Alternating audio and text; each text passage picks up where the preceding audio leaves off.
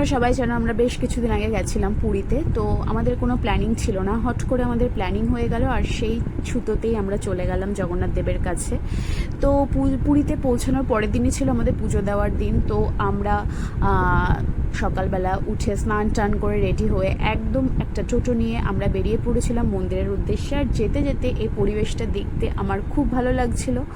তো এইভাবে আমরা আস্তে আস্তে মন্দিরের একদম কাছাকাছি চলে এসেছিলাম। তারপর একটা জায়গায় আমাদের টোটোওয়ালা নামিয়ে দিয়েছিল, তারপর আমরা ওখান থেকে কিছুটা হেঁটে হেঁটে যাচ্ছিলাম। আর দেখো এই দূর থেকে আমি একটু মন্দিরটা নিচ্ছিলাম, একদম মন্দিরের চূড়াটা দেখা যাচ্ছিল। তারপর তো ফাইনালি আমরা একদম মন্দিরে প্রবেশ করলাম। মন্দিরে আমাদের ঠিক এই জায়গাটায় আমাদের ওয়েট করতে বলেছিল, আর আমরা এখানে ওয়েট করছিলাম পুরোহিতের জন্য। আর আমাদের বিশেষ ওয়েট করতে হয়নি, কারণ আমাদের অনেক আগে থেকে বুকিং ছিল, মানে আমরা পুরোহিত আমাদের চেনা পরিচয় ছিল, তো তাই জন্য খুব একটা অসুবিধা হয়নি। আর পুরীর মন্দিরের ছবি নিয়ে কি বলবো, খুবই ভালো লাগে এখানে যতবার আসি বা এসেছি।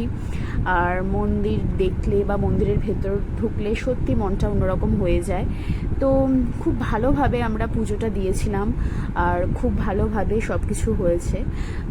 তো তারপর পুজো টুজো দিয়ে বাইরে এসে গেছি। আর ভেতরে তো ভিডিও করা অ্যালাউ নেই, তো ভেতরে কিছুই করতে পারিনি। ভালো করে ঠাকুর দর্শন করে আমরা একটু চলে গেছিলাম সকালের ব্রেকফাস্ট করেছিলাম কচুরি দিয়ে। আর তারপরেই সঙ্গে সঙ্গে আমাদের হোটেলে চলে এসেছিলো জগন্নাথ দেবের প্রসাদ। তো এইভাবে দিনটা আমাদের খুব ভালো কেটেছিল। ওকে।